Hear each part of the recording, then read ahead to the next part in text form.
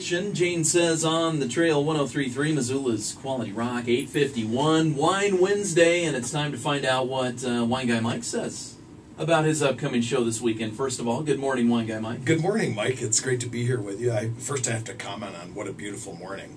Oh, yeah. I mean, it's spectacular out driving down here. So, in about 10 minutes, the winter weather advisory is over officially, and we're looking at sunny skies. boy, if this is all we can muster up for a winter weather advisory stuff, I mean, there's like a skiff. Right, right. So, little roads are a little bit slick here and there. Yeah, but other than that, careful. A beautiful day. So, as I was been telling listeners all morning, Robert Chase is.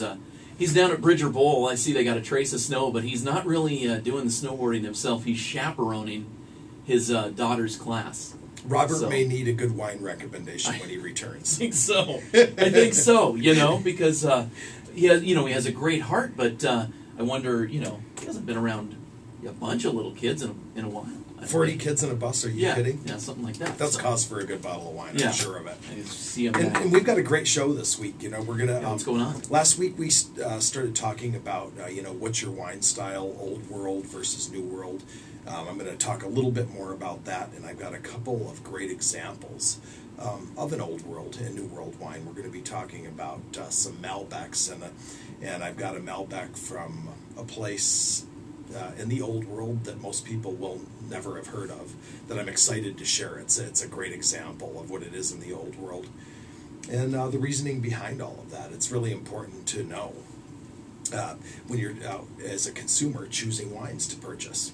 So old world meaning obviously Europe and everything over there. I think a lot of folks, myself included, and I've been to France. I've had wine over there and traveled a bit, but it's still easier for me to grab a California wine or a Washington wine because I know a little more about the label and what's going on. Absolutely, and that's, we're going to dissect that just a little bit. And one of the Malbecs that I'm bringing you is from Cahors, France, down in the southwest corner of France. That's a little known area, but it does Malbec perhaps as well, if not a little better than anybody else in the world. So, all right. Yeah. Well, I would say making wine approachable, affordable, and fun. That's what Wine Guy Mike is all about. That's what we do here together on the trail, man. It's awesome. So Wine Guy Mike, his show, you can check it out when it runs on the trail just after E-Town at 10 o'clock on Sunday. The trail. Yep. And you can also catch up with his blog.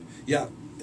WineGuyMike.wordpress.com, and this show's made possible by our great sponsors at Ciao Mambo, great old world Italian wine list, great Italian food, Sleep City, and those people have got great beds and great hearts out there. They do nice things for our show, and our buddies down at Liquid Planet for the wine shopping experience. All right, Wine Guy Mike on the trail 103.3, Sundays at 10, Wine Wednesday today. Thanks for coming in, Mike, and cheers. Cheers, Mike.